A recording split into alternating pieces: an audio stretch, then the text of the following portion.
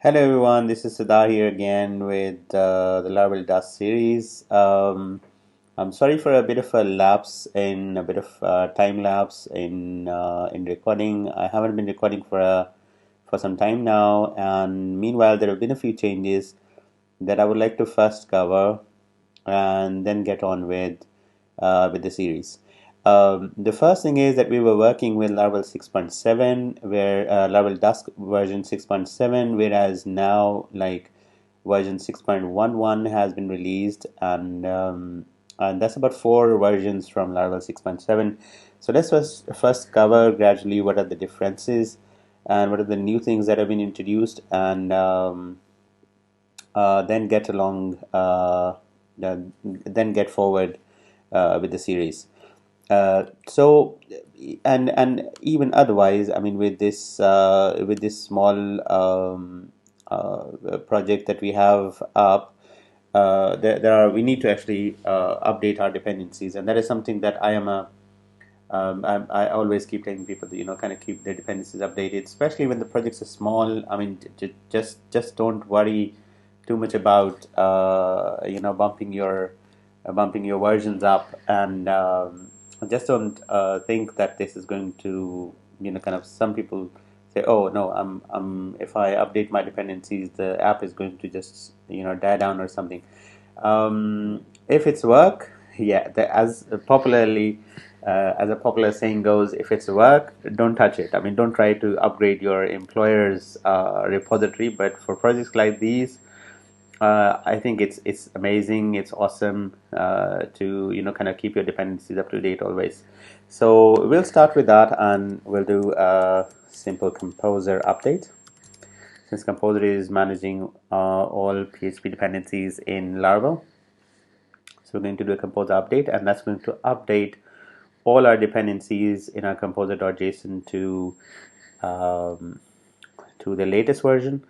Let's see where Dusk is. It should be somewhere fairly early on. Okay, we can do a control F as well, so because we're in the same window. So probably, yeah, okay, it was right there.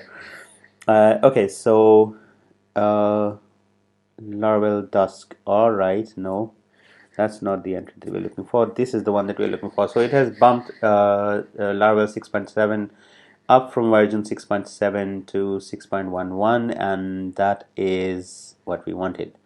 And there are a bunch of other dependencies that it has done along the way, and that is really nice.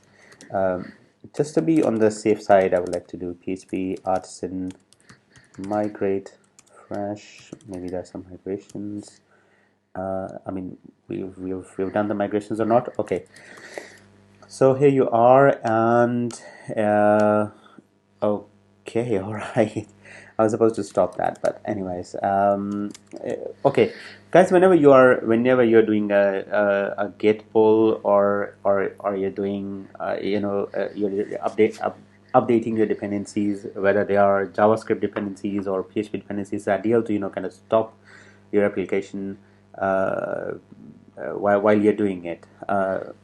It doesn't really hurt in most cases, but then uh, I think it's best to do that. And also, I would recommend that you do a PHP artisan optimize clear, and that is one of the magic commands that kind of takes care of all the caches, all the cached content. So it clears all the compiled views, it clears the application cache, it clears the route cache, the configuration cache, and compile services and package files, and all the caches. So it basically takes care of all the caches, and you kind of get along quick with instead of giving 4 or 5 different commands that you're used to. Just do a PHP artisan optimize clear, and that'll take care of everything. All right, and then we do a PHP artisan serve.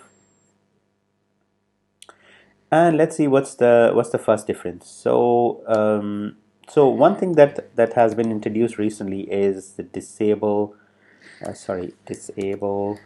fit on failure. Fit, yeah, okay. So disable fit on failure. So we are on the Laravel documentation. So just like I said in the beginning, we're going to refer to documentations over and over during this during the whole course of the series, and and that is going to give us the latest perspective on things and the best practices, of course, that we are going to follow. So so this browser disable fit on failure is something that we unfortunately have to add on every single test now, uh, especially in the tests that have more than one test. Previously what used to happen was whenever a test failed, it would take a screenshot, a full screen screenshot, and that would give you an idea of what was wrong with the application at the time when it failed, and that was great help. But now with this version, or the versions in after the versions between 6.7 and 6.11, one change is that now there is a fit on failure. So basically, what happens is, uh, if you for example run a test and that is failing, I think the ideal example would be user login, because we use two tests here, and they were actually, uh, if uh, one window is refitted, let's see as to what impact is that going to have. Uh, so before that, I would like to kind of clear all my screenshots. um, I don't like a cluttered screenshot folder. I hope I'm not going to delete all of them. Sorry, the folder itself. Okay. mm, okay, I need to move myself aside and delete. All right. So what we've done here is we've made a change in the password, and we have made it password 345. Okay, so before we move any further, I think one thing that we need to do is we need to actually update our Chrome binaries, and I think version 8.6 is the version that's working best. Um, so we're going to do that. We can also use hyphen all and kind of install 8.7 as well, but there have been some problems reported with 8.7. I hope they'll be sorted quick, but let's just go with 8.6 for now, so that things are smooth. All right, so let's just run this test and see as to how things go. So right now we are going to run with version 6.11, and this is going to disable on failure. So what's going to happen is, if we run this test by pressing Control Shift P uh, and pressing enter,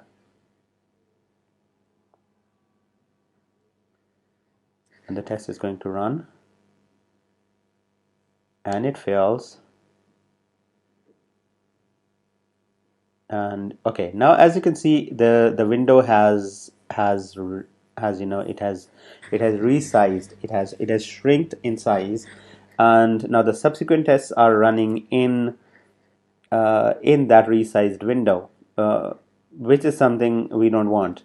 The other side effect is that if you go to the failure screenshot, it is skewed. It is smaller than it used to be.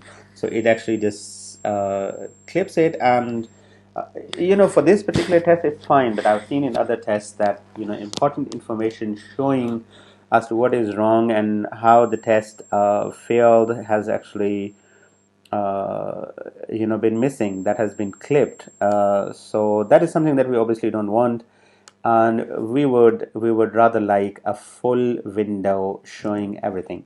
For that, they've given a solution, and that solution is that you use a disable fit on failure.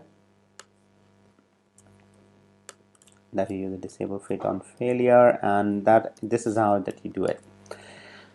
So now if we rerun our test, what's going to happen is, this is upon failure, because we're giving it the wrong password. Upon failure, the window is not going to fit, so not going to make itself smaller. So let's just run this again.